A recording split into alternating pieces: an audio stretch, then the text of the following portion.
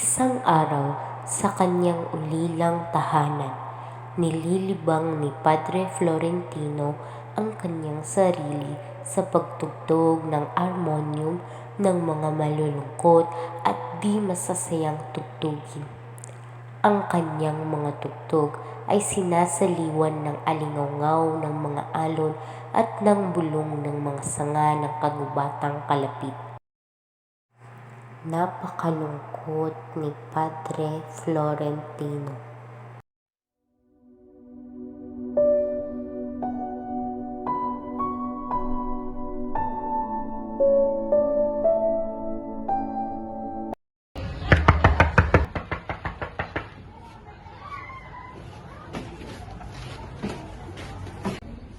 Padre! Padre!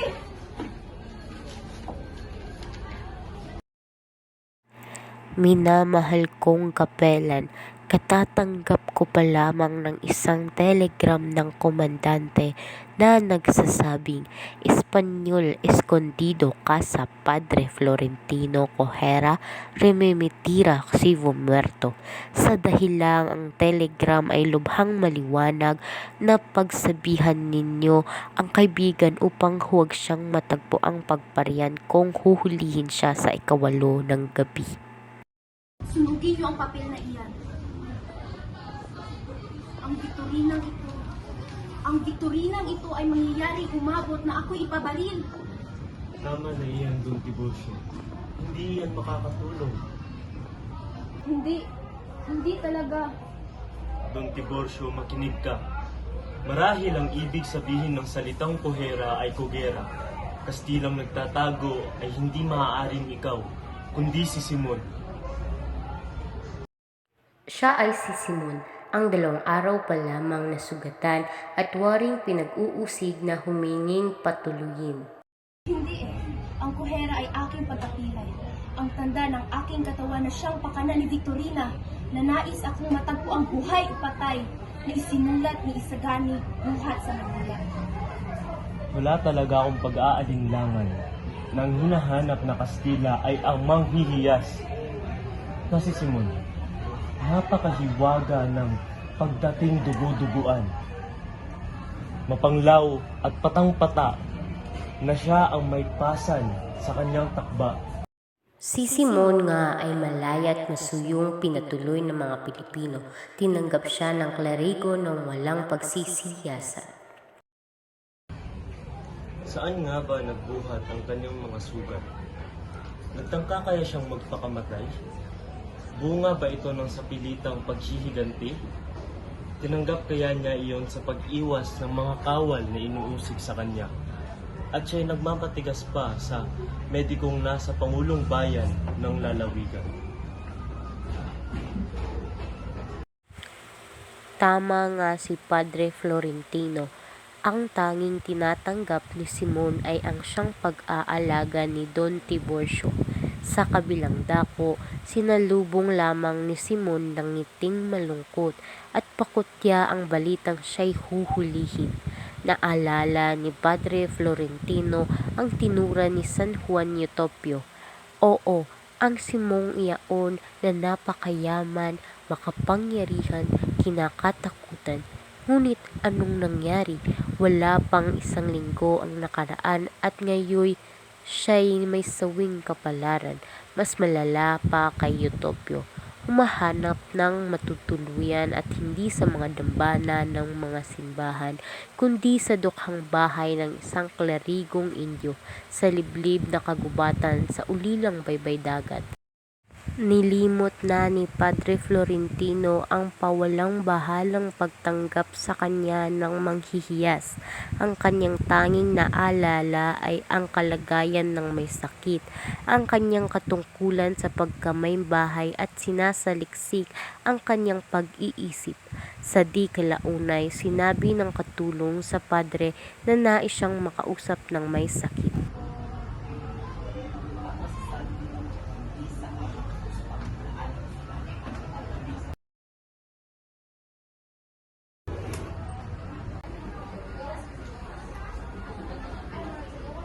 Nahihirapan ka na ba, Ginoong Simon?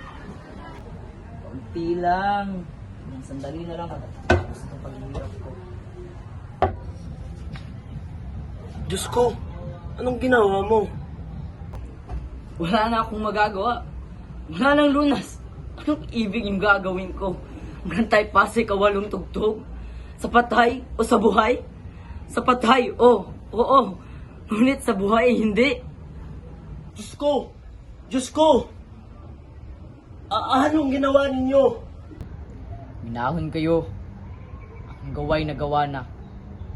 Hindi na ako makulong ng buhay ng kahit na sino man. Maaaring malabas ang aking lihim. Huwag kayong magambala. Kayong malito. Wala nang magagawa. Kaya't pakinggan niyo ako. Sasapit na ang gabi. At kailangan huwag na maaksaya ng panahon. Kailangan kong sabihin sa inyo ang aking lihim. Kailangan kong ipagpakitiwalaan sa inyo ang huli kong nasa. Kailangan kong makilala ninyo ang aking kabuhayan. Sa mga sandali na ito, ay katangi-tangi ay ibig kong ialis sa akin ang isang pasapasan. Ibig kong sa inyo paliwanagin ang isa kong pag-alinlangan. Kayo, malaking pananalig sa Diyos. Nais kong sabihin niyo sa akin, kung may Diyos ba?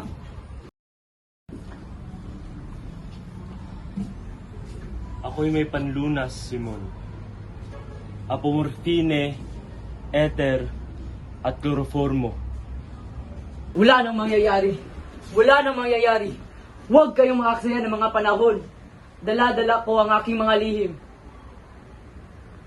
Ang klerego'y nagpatiluhod sa kanyang reklinatoryo at nanalangin sa paanan ni Kristo.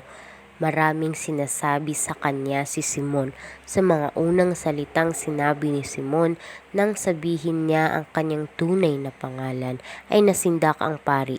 Ang may sakit ay malungkot na ngumiti. Sinalaysay ni Simon ang kanyang kasakit-sakit na kabuhayan, ang pangyayaring may 13 taon na nang magbalik siya galing sa Europa. Ang pangungumpisal ay naging mahaba at mabigat, ngunit sa buong hinaba-haba ay hindi nagpahalata ng anumang pagkagulat ang pari at bibihirang pinatlangan ang may sakit. Patawarin ka ng Diyos, anak. Alam niyang hindi mo ginusto ang lahat. Na ikaw ay nasilaw ng galit at paghiganti. Kagustuhan niya lamang ang lahat sapagkat hindi nagwagi ang iyong plano dahil alam niyang hindi ito tama. Igalang natin ang kanyang kapasyahan. Sa palagay niyo po ba na ang Diyos ang nagkaloob nitong lahat? Walang makakapagsabi sa iniisip ng Diyos, ngunit kailanman ay hindi siya naghangad ng kasamaan para sa atin. Kung gayon, bakit hindi niya ako tinulungan? Dahil mali ang iyong pamamaraan. Pag-ibig lamang ang makakagawa ng dakila. Ngunit bakit ako ang kanyang pinarurusahan? At hindi yung mga masasamang namumuno na ang dulot lamang sa ating panlipunan ay puro kasamaan. Kailangang alugin ang lalagyan upang malimuyak ang Nagpatuloy sa pagkukumpisal si Simon kay Padre Florentino.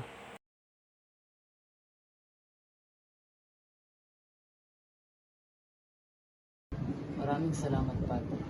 Ngayon ay payapa na ang aking kalooban.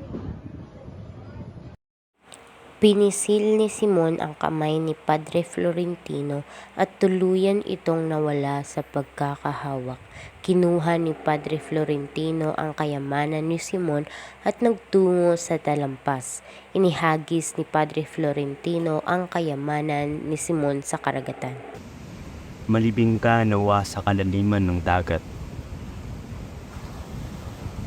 Ngunit kung kakailanganin ka ng tao para sa isang marangal na hangarin, ipahintulot ng Diyos na matuklasan ka sa sinapupunan ng alon. Pansamantala, diyan ka muna, hindi makababaluktot ng katwiran, hindi mag-uudyok ng kasakiman.